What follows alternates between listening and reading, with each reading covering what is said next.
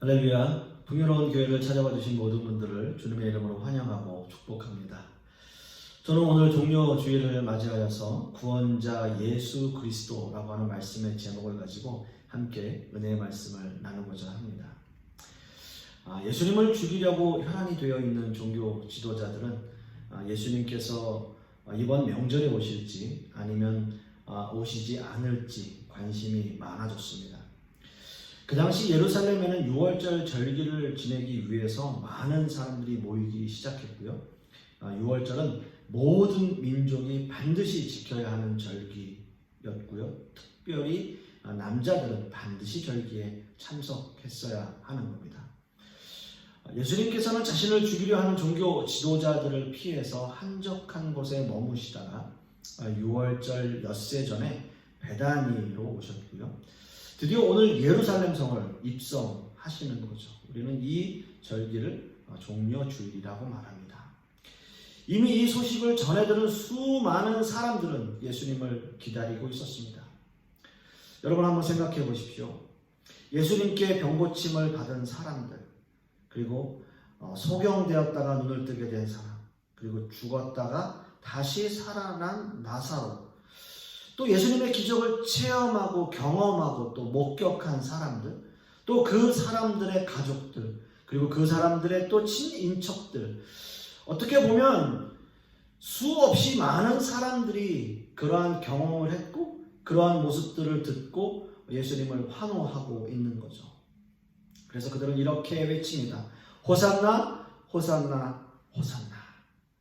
여러분, 이 단어의 의미는 구원하소서, 제발 구원하소서라는 의미입니다. 너무나 간절한 의미가 담겨 있는 단어이고요. 어떤 의미에서는 백성들의 처절한 몸부림과도 같은 단어의 의미라고 할 수 있습니다. 이스라엘 민족은요, 애굽에서 400년간이나 종살이를 했던 경험이 있는 나라였습니다. 지금 이스라엘 민족은 로마의 압제에서 자신들의 권리를 모두 빼앗기고 속국으로 식민지로 살아가고 있는 그러한 자신들의 처참한 모습들, 비참한 모습들을 구해달라라고 하는 간절한 부르짖음이겠죠.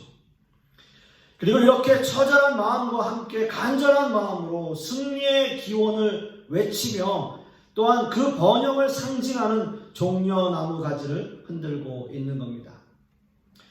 그런데 여러분, 참 너무나 아이러니한 것은요, 이렇게 수없이 많은 사람들이 예수님의 예루살렘 입성을 환영하고 간절한 마음으로 호산나 호산나 호산나 외치며 승리를 상징하는 종려나무 가지를 흔들었는데, 사람들은 왜 모두 예수님을 배신하고 예수님을 죽이려고 하는 편에 서게 된 것일까요?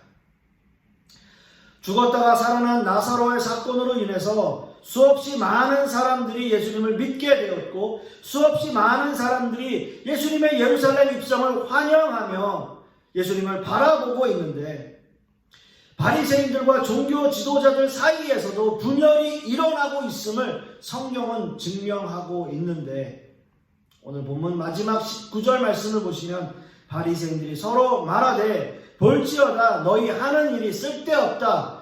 보라 온 세상이 그를 따르는도다 하니라 라고까지 말씀하고 있어요. 그렇다면 예수님의 예루살렘 입성이 비교적 성공적으로 이루어진 것이 아닐까요? 예수님을 환호하는 수없이 많은 무리들, 그리고 그 모습을 보고 자신들끼리 분열되어가는 바리새인들의 모습을 보면 예수님의 예루살렘 입성이 성공적인 입성이라고 생각이 들 정도입니다. 그런데 왜 예수님을 따르던 수없이 많은 사람들이 예수님을 배신하게 된 것일까요? 그렇게 환호하던 사람들이 불과 며칠 만에 자신들의 생각을 바꾸게 된 어떤 결정적인 이유가 있었을까요? 오늘 본문을 보시면 제자들 역시 마찬가지였습니다. 요한복음 12장 16절 말씀에 제자들은 처음에 이 일을 깨닫지 못하였다가 예수께서 영광을 얻으신 후에야 이것이 예수께 대하여 기록된 것임과 사람들이 예수께 이같이 한 것임이 생각났더라. 네, 우리가 함께 읽은 이 본문처럼 제자들은 처음에 이 일을 깨닫지 못하였습니다. 분명히 제자들 역시 그 당시의 사람들과 똑같은 마음이었는데 제자들 역시 예수님을 배신했고 그리고 예수님이 십자가에 죽으셨다가 부활하신 후에야 지금의 이 모든 상황들을 깨닫게 되었다라는 내용입니다. 먼저 오늘 읽은 본문의 말씀 요한복음 12장 14절 말씀을 다시 한번 보시면요. 예수는 한 어린 나귀를 보고 타시니 라고 말씀합니다. 여러분 다른 복음서에 보시면 이 상황이 좀 더 자세하게 설명되어 있는데요. 예수님은 제자 둘을 마을로 보내서 나귀를 가져오게 합니다. 그리고 만약 나귀 주인이 묻는다면 주가 쓰시겠다 하라. 그러면 즉시 보내줄 것이다. 라고 말씀을 하십니다. 여러분 사실 이 상황은 구약의 스가랴서 말씀을 그대로 예언하신 말씀인데요. 스가랴서 9장 9절 말씀을 보시면 시온에 따라 크게 기뻐할지어다. 예루살렘에 따라 즐거이 부를지어다. 보라, 네 왕이 내게 임하시나니 그는 공의로우시며 구원을 베푸시며 겸손하여서 나귀를 타시나니 나귀의 작은 것 곧 나귀 새끼니라 라는 말씀의 성취인 것이죠. 그래서 많은 사람들은 예수님이 나귀를 타신 모습이 겸손의 상징이다 라고 말해요. 나귀도 아니고 나귀의 어린 새끼, 나귀 새끼를 타고 예루살렘을 입성하시는 예수님의 모습이 겸손함의 모습이다 라고 하는 그 말씀의 의미, 물론 틀린 것은 아닙니다. 아마도 이 세상의 만왕의 왕이신 예수 그리스도께서 어린 나귀를 타셨다라는 것만으로도 겸손의 상징으로서 부족함이 없습니다. 중요한 것은 우리가 읽은 스가랴서 말씀 다음 절의 그 내용 때문이에요. 스가랴 9장 10절 말씀을 보시면 내가 에브라임의 병거와 예루살렘의 말을 끊겠고 전쟁하는 활도 끊으리니 그가 이방 사람에게 화평을 전할 것이요 그의 통치는 바다에서 바다까지 이르고 유브라데 강에서 땅 끝까지 이르리라 라는 말씀 때문인 것이죠. 자, 이 말씀의 의미 속에는 예수님이 이 땅에 오신 목적이 분명히 들어가 있습니다. 예수님은 이 땅에 전쟁을 하기 위해서 오시지 않았다는 말씀이에요. 예수님이 이 땅에 오신 목적은 어떤 목적이냐? 화평, 평화, 공의, 그것을 베풀기 위해서, 구원을 베풀기 위해서 이 땅에 오셨기 때문입니다. 그것이 예수님께서 이 땅에 오신 목적이에요. 예수님께서 나귀를 타신 가장 큰 목적과 의도는 나는 너희들과 전혀 싸울 의도가 없다, 싸울 의사가 없다라는 의미예요.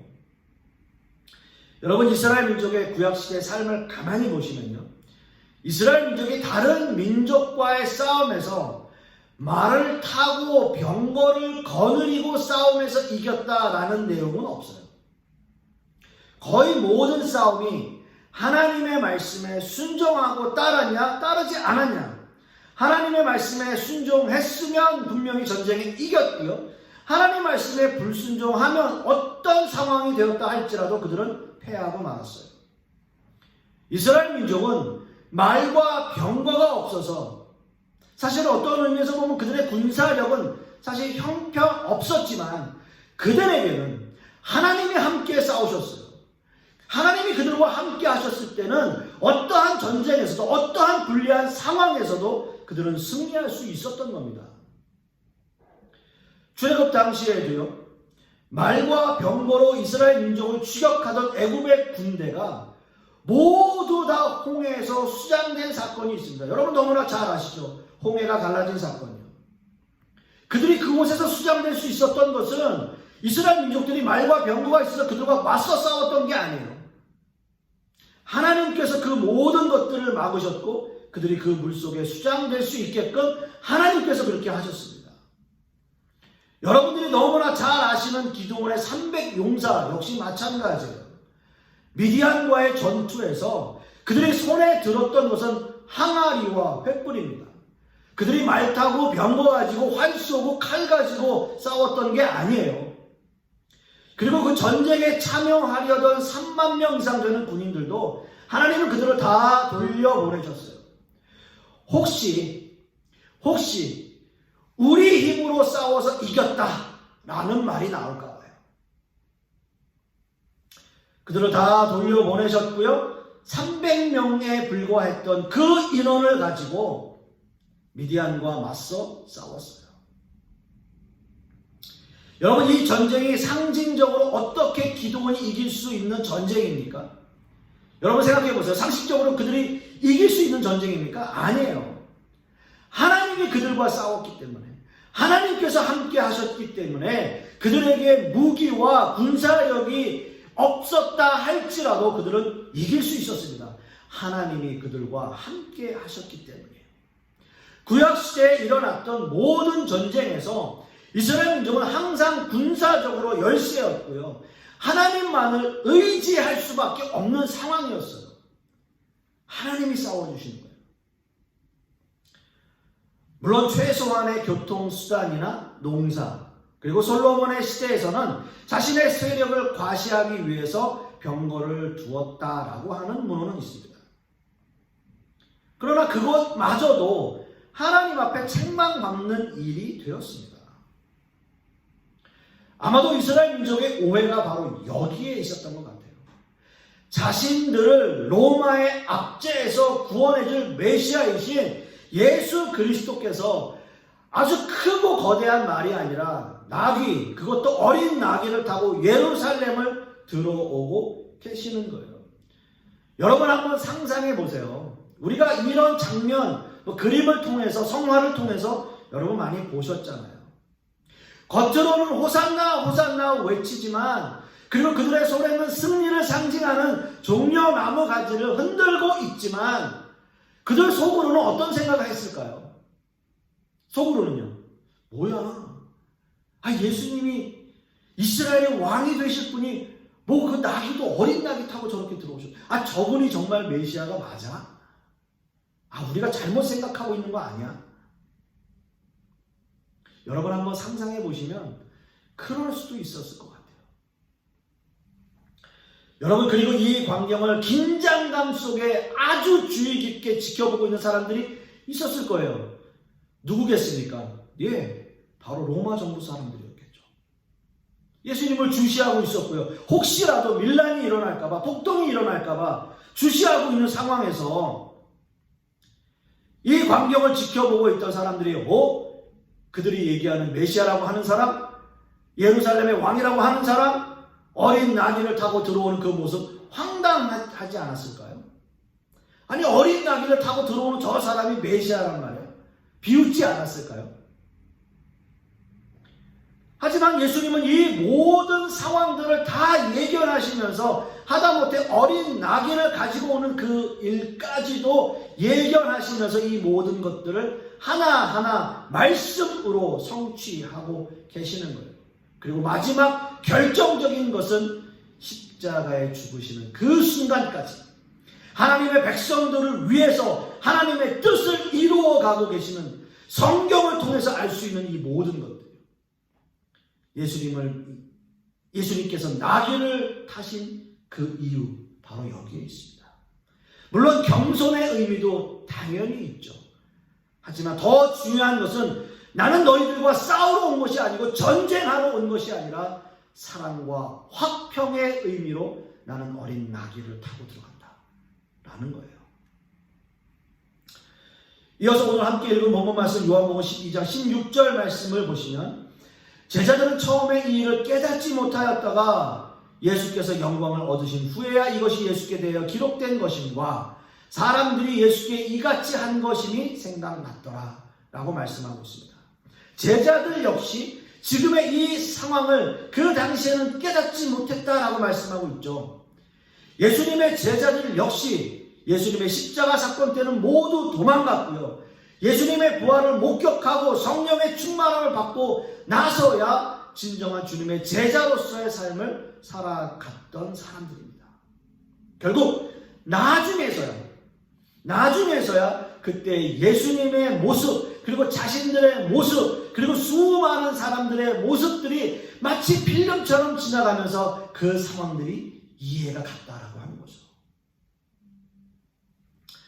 예수님의 예루살렘 입성 기사는 사복음서에 모두 기록이 되어 있습니다. 마태, 마가, 누가, 요한복음에 다 기록이 되어 있어요. 그런데 사복음서 중에 누가복음에만 기록이 되어 있는 말씀이 있어요. 소위 예루살렘 애가라고 말하는 부분이에요. 예수님이 예루살렘 성을 바라보시면서 눈물을 흘리셨고요. 예루살렘 멸망을 선포하셨던 장면이 그 누가복음에 유일하게 기록이 되어 있는 거죠. 예루살렘은 AD 70년 로마 디도 장군에 의해서 완전히 멸망하게 되고요. 이스라엘 민족은 뿔뿔이 흩어져 유락 민족이 되었습니다. 디아스포라 유대인들. 그럼에도 불구하고 모든 성경은 예수님의 예루살렘 입성에 반드시 승리라는 단어를 꼭 붙이고 있어요. 표면적으로는 예수님의 예루살렘 입성은 승리가 아니라 패배로 보여져요. 수없이 많은 기적과 이적을 체험하고 경험하기까지 한 사람들, 그리고 예수님과 3년 함께한 제자들까지도 예수님을 배신했어요. 그리고 이스라엘 민족이 예수님을 십자가에 죽인 대가는 민족의 멸망이라는 더 큰 아픔으로 그들에게 되돌아왔어요.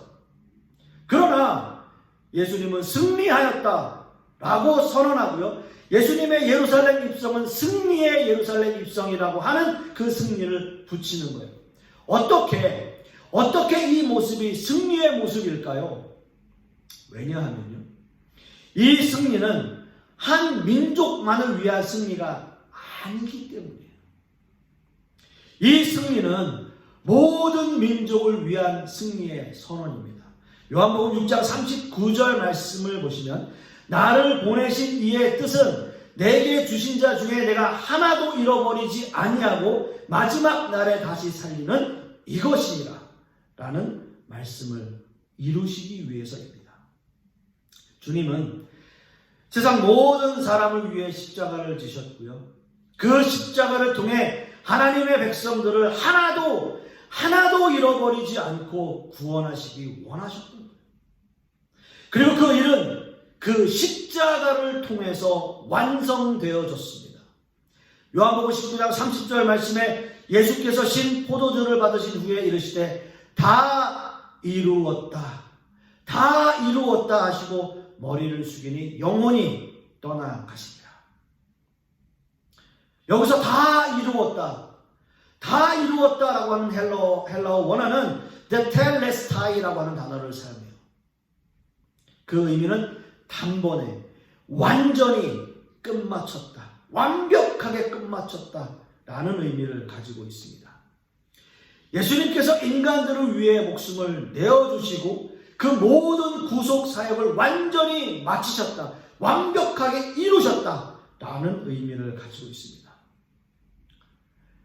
하나님의 독생자 아들이시며 동시에 완전한 사람으로 아무 죄도 없으신 예수 그리스도야말로 이 구속의 사역을 완성하실 수 있는 유일한 분이심을 선포하고 있는 거죠. 그리고 이것은 완전한 승리를 의미하고 있습니다. 완전한 승리입니다. 아마도 제자들 역시 이 사실을 깨닫게 되기까지 하나님의 놀라운 은혜와 성령의 간섭하심이 그들의 삶 속에 분명히 있었을 겁니다. 자신들이 깨닫지 못하고 주님을 외면했었지만 주님의 은혜로 말미암아 십자가의 승리가 이것이구나 라고 깨달았을 때 그들은 주님을 위해서 자신의 목숨을 걸고 신앙을 지키고 예수 그리스도를 전파하는데 그들의 삶을 다했던 것이죠. 사랑하는 성도 여러분, 우리 역시 마찬가지 아니겠습니까? 주님께서 승리하신 그 승리의 의미를 깊이 깨닫고요. 예수님의 죽으심과 부활이 내 마음과 나의 삶에 완전히 적용돼야 돼요.